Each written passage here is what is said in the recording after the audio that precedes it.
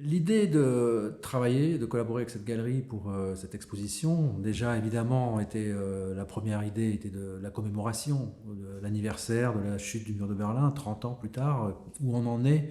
Et ce qui est intéressant, c'est de questionner cette notion de mur. Mais j'ai quand même réfléchi à comment je vais m'emparer de ce thème qui est si vaste, si grand. Donc j'ai justement pris le mur par l'inverse. C'est-à-dire que je me suis dit au bout d'un moment, Fabrice, c'est simple, tu ne pourras pas traiter le mur dans son ensemble. Et le choix que j'ai pu faire était de justement décloisonner au maximum, c'est-à-dire abolir les murs. Je crois que fondamentalement, je n'aime pas du tout cette notion de mur. Et donc, je n'ai pu travailler que contre le mur, dans le sens où le mur, il faut que je le détruise pour construire plutôt des passerelles.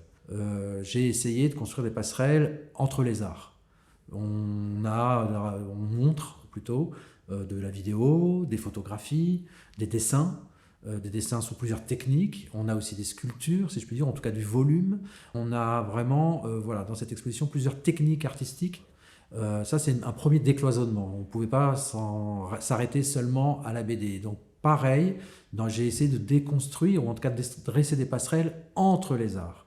Donc, on a des auteurs de bande dessinée, on a des street artistes, donc vraiment contemporains, on a de l'art contemporain, on a aussi de l'art ancien, et ça c'était pour moi très important. Donc voilà, je voulais que tous les arts et surtout toutes les périodes artistiques soient représentés.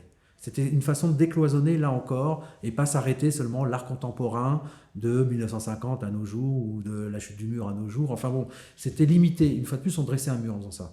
Donc j'ai voulu justement décloisonner en invitant les arts. On a une œuvre antique de l'Égypte, du Nouvel Empire, c'est-à-dire à peu près 1300 ans avant Jésus-Christ. Donc cette œuvre qui est dans cette galerie a à peu près plus de 3000 ans. Voilà, on est dans quelque chose, dans une autre dimension du temps. Donc c'est ça qui est intéressant, on est dans la mémoire, on est dans le vestige, on est dans quelque chose qui nous touche aussi autrement que le mur qui sépare ou qui divise.